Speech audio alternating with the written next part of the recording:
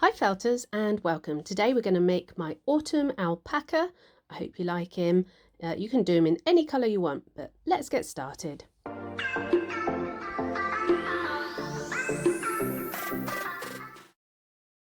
So you're going to need some core wool. I've got some slithers for the legs. This is my blue-faced Leicester from Zoe Robson Fleece for You. I'll link below. Autumn colours. I've got very small eyes. They're about 3mm glue owl. Then I've got a brown and a black, and this is the colour I'm going to do the face. There we go. So you can do it in a beige or a white, whatever you want. And about 40 inches of 1mm craft wire. And I'd rather be felting mug, which is in my Etsy shop now. So take your wire, like I said, it's about 40 inches. And then we're going to fold back. It's roughly 2.5 to 3 inches, this bit. You'll see the actual height. I'd say you fold back 2.5 inches and then do the archway. The wire cutters, or these are flat nose pliers, just give me the really flat end. And so you do an arch for the back legs. This is just a really simple wire armature. I don't want people to be scared about wire armature. It's really easy to do, and I've got lots of videos on wire, well, two. They are quite long. I will link them at the end or in the description. So then I did the back. Oh no, these are going to be the front legs, sorry, because the head is going to be here. And we'll do all the measurements in a second. Check it's fairly level, and then bend or fold back down for the neck. So alpacas and llamas have quite tall necks, and it all ended up being neatly 3 inches for the legs, 3 inches for the length of back, and 3 inches for the neck, which was bizarre. So it wasn't quite level. So I just turn the tiny end bit under of the one that looked the worst. And then take your core wool and just start wrapping it round. I'm not really bothering to keep it all neat here. I'm literally the first one, you're just getting it on so it stays there, and then it becomes more stable and you can add more on more easily. So just keep wrapping it round. I do prefer using a big clump of core wool because I get the middle bit done faster. If I use the slithers, you can do it, but it just takes a little bit longer, a bit more wrapping. So here we are, just wrapping it in and out around the front legs just to build up bulk. That's all we're doing, and we're just loosely felting it on. Then I did a couple of slithers around the tummy just to firm up the tummy and pull it all in a bit. And then I spent a good 10 minutes going over and firming up the whole thing, so I was happy. And it ended up being 4 inches by 3. Yours doesn't have to be exact, but these are the measurements I did. So then we take some slither for the legs, attach it, and then start wrapping it down. Now here I am trying to keep it nice and flat and really wrapping it tightly, but these legs are going to be thick and chunky, so they're not fine and sleek, so don't worry too much. Take them down to the bottom, and I wanted them to get thicker as they went up, so they're going to have quite big forearms or thighs, so a nice sort of evenness going up. So it doesn't really matter too much, they don't have to be perfect, and we're going to cover them with the blue face Leicester. So that was the first layer, and then I put some more emphasis on the upper area, and I think I did do a tiny bit more as well. Make sure it's firmly attached to the body so it's not slipping down. And again, spend a bit of time just felting it all round. It doesn't have to be perfect. Now this is the colour I do use at the moment. I was going to redo this video because I changed a lot about this alpaca, but I thought I'd leave it and you can just see it all and see how you can change stuff as you go. It's not the end of the world if you've done something and you don't like it. Normally I would do one, then do another, and then film the third. So I like to do 3 of the same thing because then I know it's a good, easy tutorial for people to follow. So I just wrapped the colour around the very bottom and then felted it on. And sometimes towards the end I do use a finer needle just to really get all the bits in. So there we go. If you do the other legs, all exactly the same. There's no sort of hock area that you have to worry about. And then we're going to build the neck up. So again, the slither is easier here. So I'm really wrapping it around. I'm going to build the base first, because if I went straight up, it might sort of pop off the end. So I was building the base up quite a bit, and it helps with the neck, make it look a little bit chunkier. But you don't want it huge, because further up their necks are quite thin. And so once you've done the base, then you can work further up. And you have to sort of felt it down from the top quite a bit as well, just to get that top bit a little bit flatter. So there we go. And I spent again easily another 10 minutes making that all neat. And then the head. So I just rolled some up. And again, the head didn't, I don't know why, this head just didn't go very well either. So it was too long. So it was too long from the start. It just sort of came apart a little bit as I was rolling it. So I just cut the end off. This is how you can just adapt things if you don't want to redo it. And then as it happened, you can see some of that had come out the other end. So that was going to be the nose. So I just placed a little bit of wool over the back of the head, and it was the right size. Keep checking it on your animal. I think it ends up being about 1.5 to 2 inches in length, and then narrow off the nose area.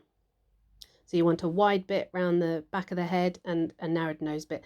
So what I would have done would be 2 balls normally, and 1 ball attached onto the other. The smaller one would be the nose. So that's how you would normally do a head like that.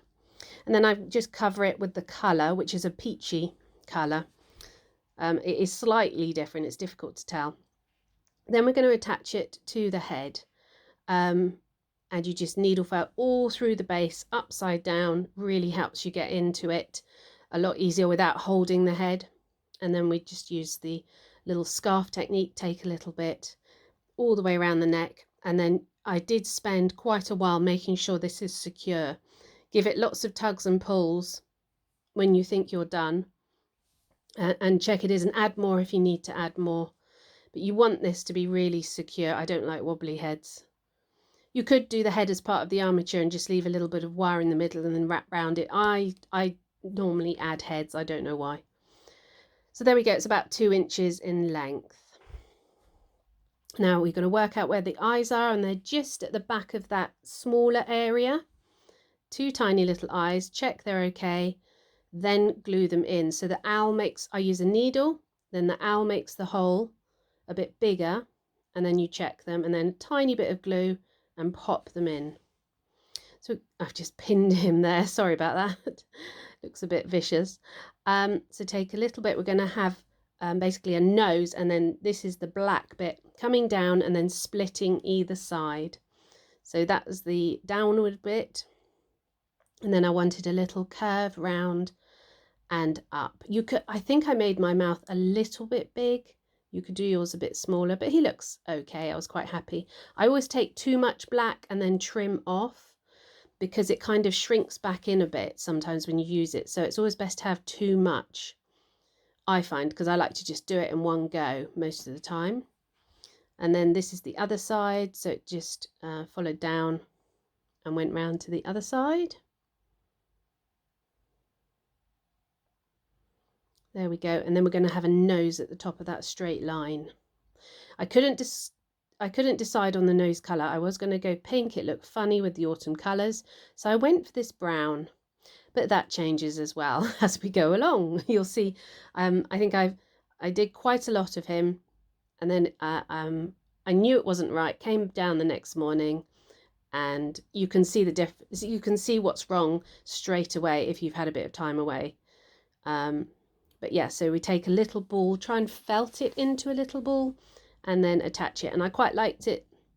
You'll see it sort of comes out, sticks out from the nose, like it's a little extension of the nose there. There we go. And then trim off all the extra bits and blow as you trim so that they don't sort of fall onto the rest of him. So the ears, so take a little slither and then fold one side, fold the other, and you form a tip or a triangle. And then this is the clover tool, just go straight through. And honestly, these really quite quick ears, they don't need to be perfect. Only the tiny top bit is going to show, to be honest, once you put all the Blueface Leicester wool on. So there's 2 ears, fold them in half and secure through the base. And then we're going to add them, check them where you want them on the side of the head. You know, you could have them back a little bit more. I think I might have done mine a little bit high up, so I felted them down a little bit once I'd put the Blueface Leicester wool on. So attach it really well to the side there, and I did have slightly too much fluff for once, so just cut it off, and this is all going to be covered anyway, and then felt the rest of it back in. They're fine to have big round ball shaped heads, but I didn't want the neck getting any thicker, so there we go. And now I always think this is the fun bit, so just take the wool, cut out any clumps. Don't pull the wool apart because you'll break up the locks if you pull it, and then just start felting it on. And it's a random colour mix. There was 1 or 2 odd colours I didn't like in it, so I took them out, and then just start adding it as you go all the way around. It just takes a while, so you go all the way underneath, all the way around the front. I do sort of all of the body, all of the legs. There we go. Yeah, it takes a while, it's not too bad. And then up under the neck there, and then we're going to do the head and go over the eyes like 2 little arches. So there we go, 2 little arches there, and he just looked wrong. So the next day, I came down, pulled the nose off and did it in a different colour. And it does look a lot better. If this alpaca had been done in just a creamy white colour, he would look even cuter, but this is my autumn colours one, and I wanted to use them.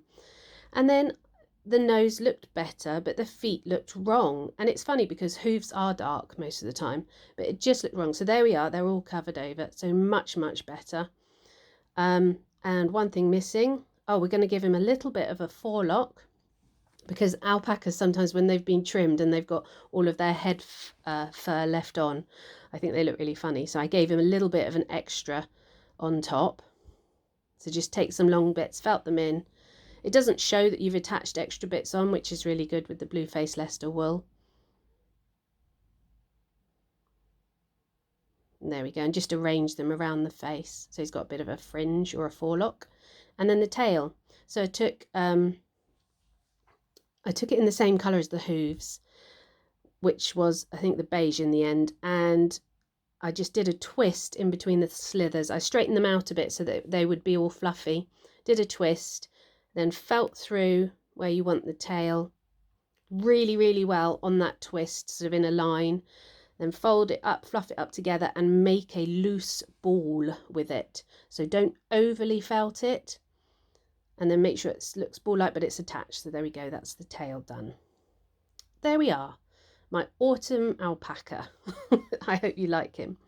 Next week I'm going to be doing, I think it's the beautiful big whale from the Woolly Rabbit kit, which is really lovely. I can't wait to do it. Really pleased I chose it. If you do like llamas and alpacas, I've got a lazy llama video just here. Click on that and I will meet you over there now. But thanks for watching, everybody, and see you again soon.